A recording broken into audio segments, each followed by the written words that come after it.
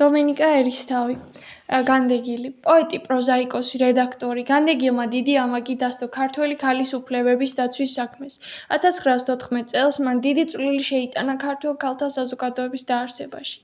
პატარა ერის დიდებულნი ასულნი. დედაკაცი საფუძველია ბედნიერებისა, იგი ბურჯია ოჯახის, საზოგადოების და ერისა. დედაკაცი ერთადერთი უტყუარი საზომია ერის სულიერი ძლიერებისა. რამდენად მთლიანი თავისუფალი პიროვნებაა დედაკაცი, იმდენად საღია აზროვნება.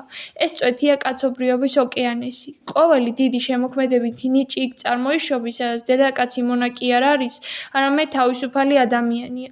თუ კი რამ საკაცობრიო შექმნა მამაკაცმა, ეს დედაკაცის ნების და უნებლიე გავლენით. მოსპეთ დედაკაცი როგორც პიროვნება და მოისპობა თვითმშვენიერება.